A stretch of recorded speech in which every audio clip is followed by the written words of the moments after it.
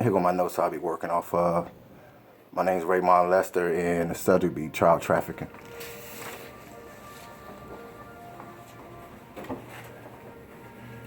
Good evening, gentlemen. I'll be conducting an informational brief about child trafficking. Child trafficking is a serious problem in the world today in our society that we must fight against.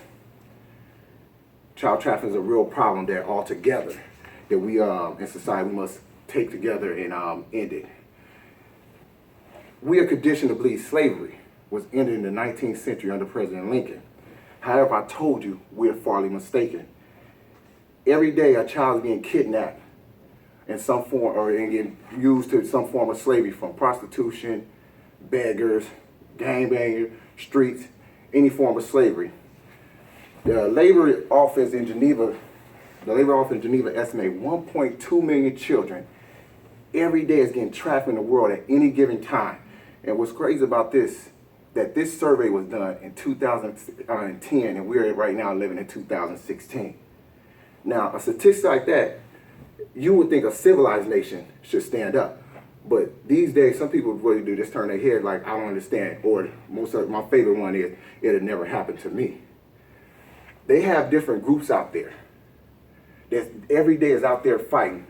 A couple groups I'm going to talk about, there's actually international groups, is the Love 146. This invites ordinary citizens like myself and you. And what it is, this organization helps try to end trafficking and exploitation through survivor and prevention. It has helped growing a movement to end child trafficking while effectively thoughtful solution. They believe the power of love and the ability to affect sustainment change. Another international group that is actually stationed in the Netherlands, they also focus on children given the rights to be raised by their own parents. So what they bring awareness so that a person that that's taken from their child, or they help prevent their child getting taken from them. In the United States, we actually teamed up with the United Nations International Child Emergency Fund. This act helps provide living wages for parents so they can work to support each other's family, because that's one of the issues that people focus on, is in families that have been oppressed or don't have money. So what happened? A person comes there, you need this, you need that. But why? Because it's putting food up on the table. Now, United States with this group, they actually work with like 190 different countries and territories across the world. And that's what I want to talk about. Together, we can make a difference. We all had heard stories, even though I was, myself had a story about a child that being kidnapped and got put into prostitution, actually lost at the age of 13. But we also have stories about how a child have recovered or how they have found a child.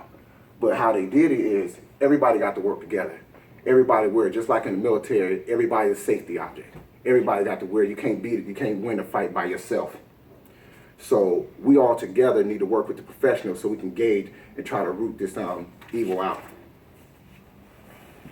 Now, when I say work together, you can get some local, national, international organization that aim at helping children escape their lives of trafficking.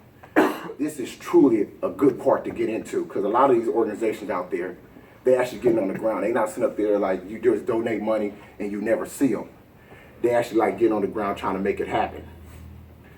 We got to understand a child is defenseless. You want to say when a baby is born, he can't raise himself. Somebody got to teach that baby how to raise themselves. Somebody got to teach that baby how to have survival skills, how to shelter themselves, how to take care of family. So what it is, some of these groups, that's all they aim for is what? Profit. That's how they get it. It's profit. No matter if it's prostitution, drug dealing, gang banging, beggars. Some of these guys, I was looking at TV the other day, there's some people out there, they are professional beggars making $500-something a day, just stand out there acting like you need them. Because we come from a society, we give. We don't care where we go, we just give. But there's actually people, that's what people out there, they actually have groups that we get kids and get adults, and that's what they out there doing, is begging. In conclusion, child trafficking need to stop. Period.